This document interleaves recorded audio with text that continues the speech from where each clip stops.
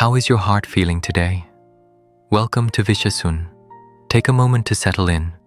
Wherever you are right now, just let your shoulders drop a fraction of an inch. Today, we are returning to the roots of our shared human experience, gently pulling back the layers of everyday life to ask the quiet, underlying whys. We're looking for those moments of deep resonance, the kind that grant us the grace to live more fully, more authentically. If someone were to gently ask you right now, in this quiet moment, who are you? What would your answer be? Would you say you are your college major, a middle manager at your firm, a dedicated single mother, a model father, or someone who spends their weekends volunteering? It's surprisingly difficult to answer without reaching for a label, but let's pause and let that question breathe for a moment. Because the answer you reach for instinctively reveals something beautiful and complex about your inner world. Most of the time, we introduce ourselves through our social roles. We hand over a title, a moral label, or a carefully curated image of how we wish to be perceived by the world. These answers are maps. They help us quickly establish where we stand, who we belong to, and what our responsibilities are. They give us a profound sense of safety. When we state our title, it feels as though we are anchoring our worth in the ground, proving our right to take up space. But underneath that anchor, is that really you? Or is it simply a role you have learned to play beautifully? There is an old story from ancient Rome about a captivating jester who performed at the Grand Theater of Pompeii. When he stepped onto the stage, he was so magnetic that the audience would forget the stars in the night sky. The nobility adored him, fighting for seats just to witness his brilliance. Among his most devoted admirers was the king's daughter. Drawn to his artistry and charm, the princess quickly fell in love.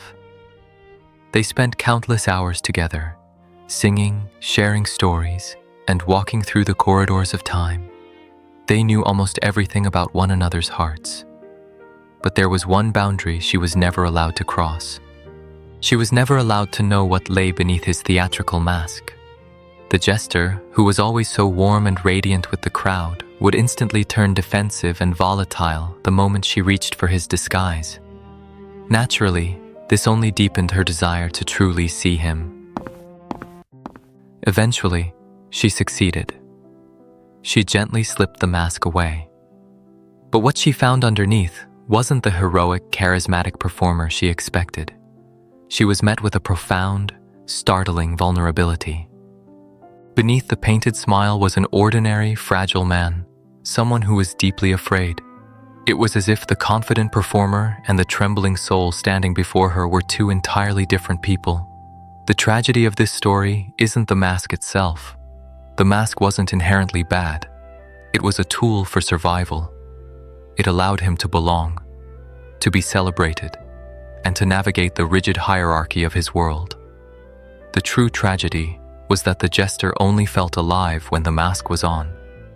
He had become so entangled with his performance that he abandoned his authentic self, trapping his inner child behind a wall of applause. He forgot how to exist without the disguise.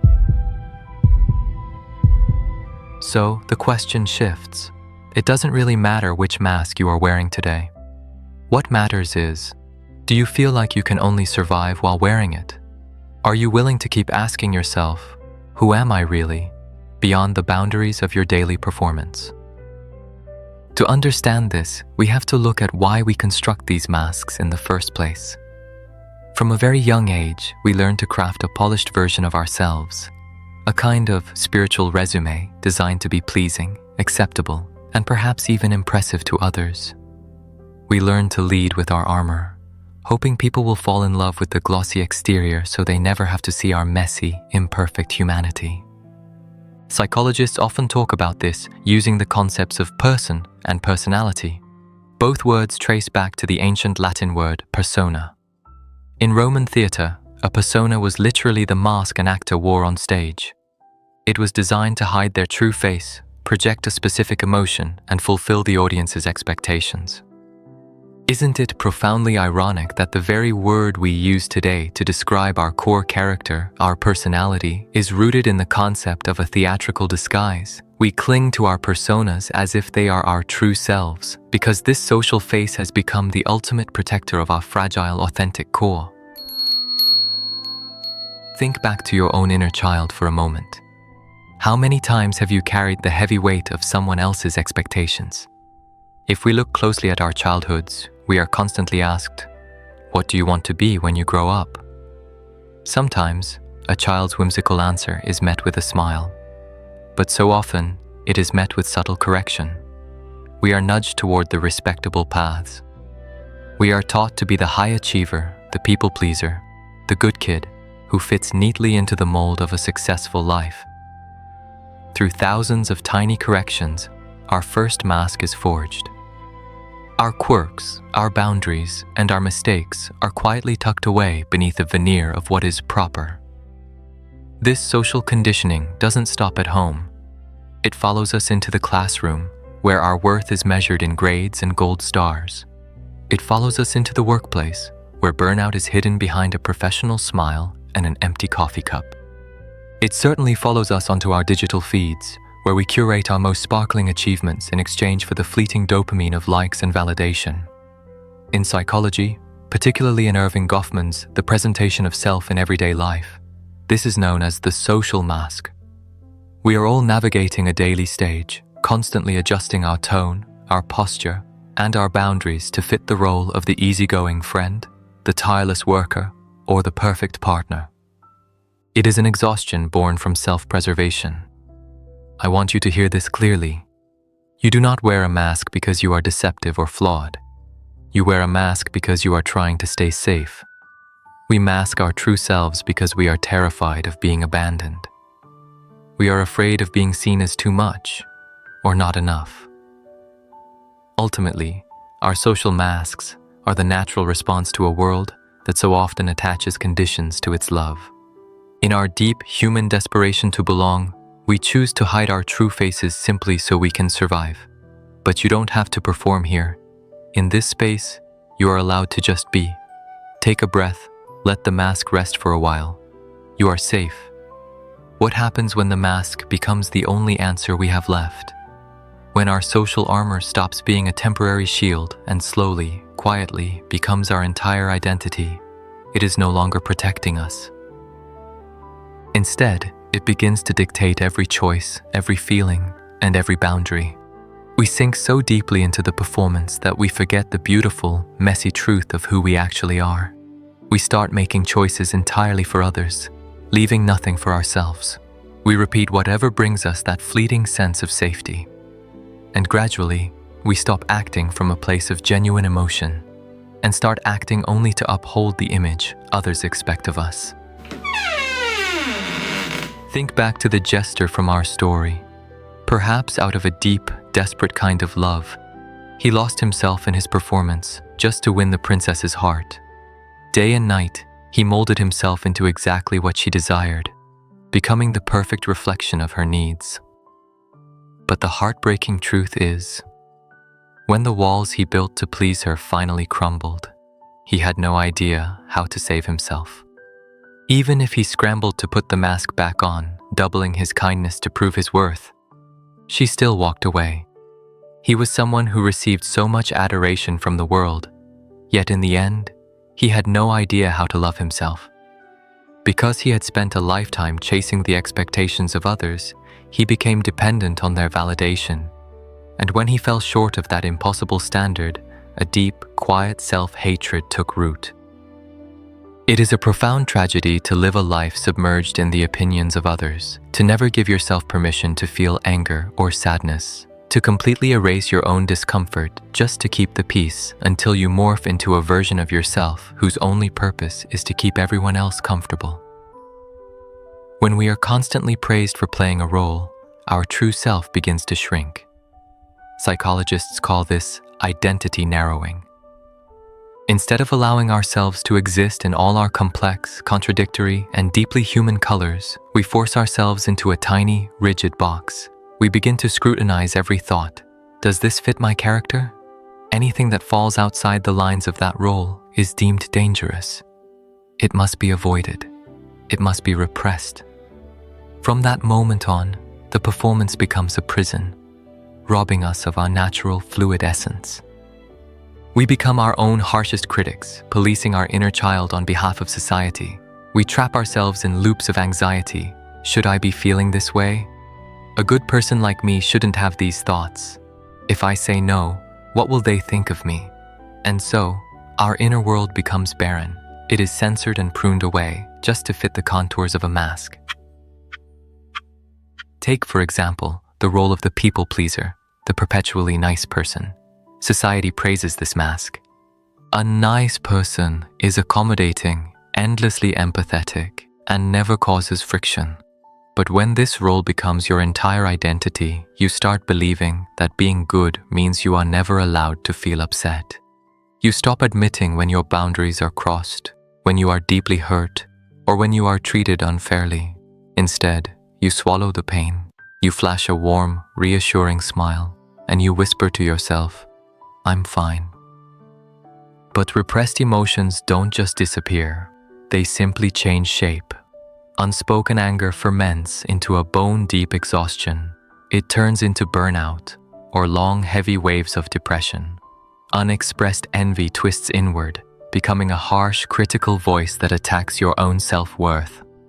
The role of the people pleaser loses its moral beauty and simply becomes an emotional cage. Similarly, the role of the golden child carries an invisible, crushing weight. To be the perfect son or daughter often means being endlessly compliant, sacrificing your own desires and your own inner voice just to fulfill the unlived dreams of your family. When we are little, this compliance is often a survival tool, a way to ensure we are loved and kept safe. But when we carry this mask into adulthood, we lose our capacity for healthy rebellion. We lose the ability to set boundaries. We find ourselves unable to chart our own course, blindly following a map drawn by someone else. And every time we try to choose ourselves, a heavy wave of guilt washes over us, as if choosing our own happiness is a profound betrayal. In these moments, the mask doesn't just hide our feelings, it distorts our autonomy. We end up living someone else's life under the noble guise of duty and devotion. Until one day, we wake up and realize we don't actually know what we want anymore. The common thread in all these roles is that they are born out of a desire for validation. But that very validation becomes the rope that ties us down. When the mask and the ego become untangled, we lose the distinction between who am I and who do they need me to be. This blurring makes the idea of change terrifying, because to step out of the role feels like risking the loss of love. It feels like losing the very foundation of your identity. You are left with a quiet, lingering emptiness, wondering if anything you've built is real. And if you want to find your way back, where do you even begin? The mask itself was never the enemy. The danger only arises when the mask becomes our only answer. So, how do we find our way back to the truth? No one can tell you who you are, except you. The first, gentle step is simply to sit with yourself. To turn your gaze inward. The willingness to ask yourself quiet, curious questions is the key that unlocks your inner world.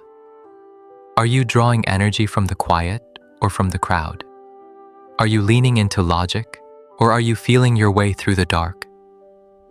By gently exploring these spaces, you begin to anchor yourself.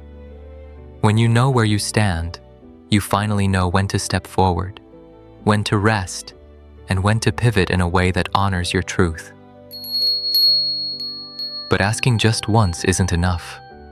To truly reconnect with yourself, you must give your answers permission to change over time. Your authentic self is not a static, unmoving thing. Who you were as a child is not who you are now. And as you grow, as you move through heartbreak, grief, failure, and deep love, you will become someone entirely new. If we keep using old definitions to describe who we are today, we are simply living as ghosts in our own memories. You are allowed to have been a social butterfly who now deeply craves a quiet evening. You are allowed to have been fiercely driven by your career, only to find yourself now yearning for a soft, peaceful life. These shifts aren't failures. They are the beautiful, natural ways your soul adapts to the rhythm of life. And perhaps the most healing thing you can do is to softly and honestly acknowledge, right now, in this season of my life, this is who I am. When you have the courage to witness your present self, even if that self feels messy, contradictory, or beautifully incomplete, you create a safe harbor for your soul. You grant yourself the ultimate validation. In the teachings of mindfulness, there is a beautiful, gentle practice we can call coffee meditation. It is a quiet ritual of self-compassion and gratitude. It takes just 15 minutes. You sit with your favorite morning drink, doing absolutely nothing else, and you simply reflect on the day that has passed. You observe the tiny moments and the heavy ones. You witness your actions. You hold space for the emotions that washed over you. For the beautiful moments, no matter how small, you let yourself feel a deep, warm gratitude for your effort, for your kindness. And for the moments where you stumbled, you gently acknowledge them, without rushing to make excuses, and without a drop of self-loathing. You simply whisper to yourself, "Tomorrow is a new day, and I will try again." Just that gentle grace is a monumental step forward. Understanding yourself is not a destination. It is a lifelong, unfolding dialogue with your own heart through every shifting season. Neither the mask nor the true self is perfect. They both carry their own beautiful flaws. But instead of forcing yourself to choose one over the other, perhaps we can let them walk hand in hand. Let the mask be your gentle armor, a protective shield that helps you navigate the pressures, the noise, and the inevitable collisions of the outside world.